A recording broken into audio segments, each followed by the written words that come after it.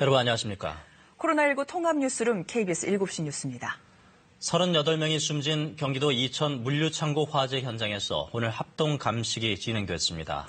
네, 시공사 등 관련 업체들에 대한 압수수색도 이뤄지는 등 경찰 수사도 속도를 내고 있습니다. 자, 현장에 나가 있는 취재기자 연결합니다. 김기은 기자. 자, 실종 수색 작업 언제 끝난 건가요? 네, 수색 작업은 오늘 오전에 종료됐습니다. 소방대원 30여 명은 어젯밤 철야 작업으로 굴삭기를 통해 무너져 내린 철골 구조물을 걷어내 진입로를 확보했습니다. 이 진입로를 통해 소방대원은 오늘 오전 11시까지 현장 내부에서 수색 작업을 꼼꼼하게 벌였습니다.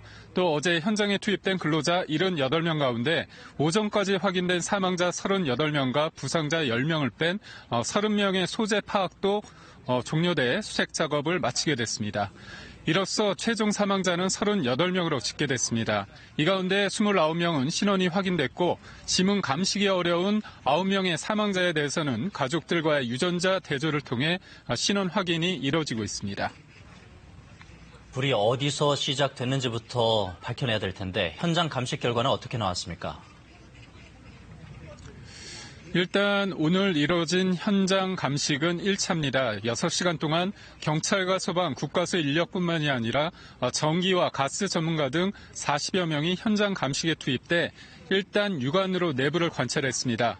내부에 탄 흔적들을 볼 때 합동 감식반은 일단 지하 2층에서 발화가 된 것으로 추정된다고 밝혔습니다. 그리고 감식반 관계자는 지하 2층에 대한 발굴 작업에 집중하고 있는데 완전히 안 끝났다며 이 작업은 시간이 오래 걸릴 것으로 본다고 말했습니다.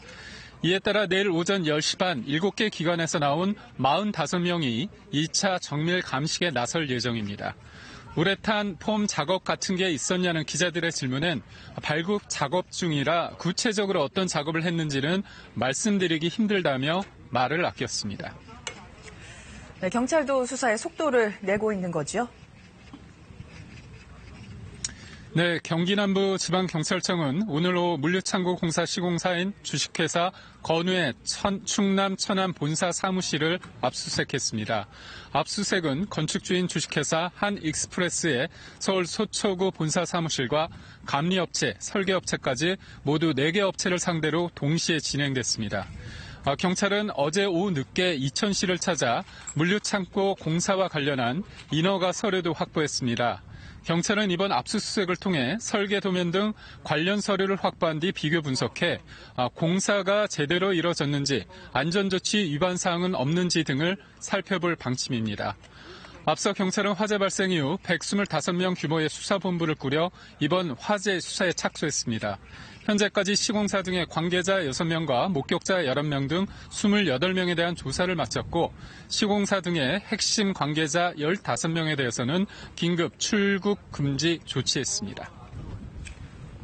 문재인 대통령도 이천 물류창고 화재 사고와 관련해 언급을 했는데 이 내용도 전해주시죠.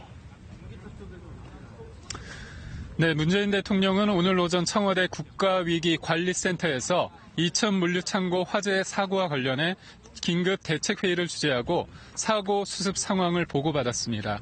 문 대통령은 어제 오후에도 관저에서 노영민 비서실장과 정의영 국가안보실장 등 참모들과 이번 이천 화재 사고와 관련해 대책회의를 한 바 있습니다. 문 대통령은 이 자리에서 우리 정부 들어 화재 안전 대책을 강화했는데 왜 현장에서는 작동되지 않았는지 살필 필요가 있다고 말했다고 강민석 청와대 대변인이 오늘 브리핑에서 전했습니다. 문 대통령은 다시는 이런 일이 재발하지 않게 빈틈없는 화재 안전 대책과 실천 방법이 강구돼야 한다고 강조했습니다. 또 피해자 가족이 원하는 대로 장례 절차가 이루어져야 한다면서 배상, 보상도 제대로 이루어지게 챙겨달라고 참모들에게 말했습니다.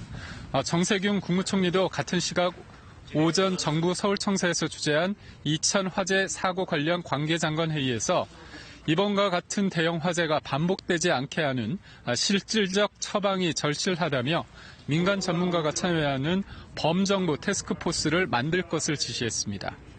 지금까지 이천 화재 현장에서 KBS 뉴스 김기흥입니다.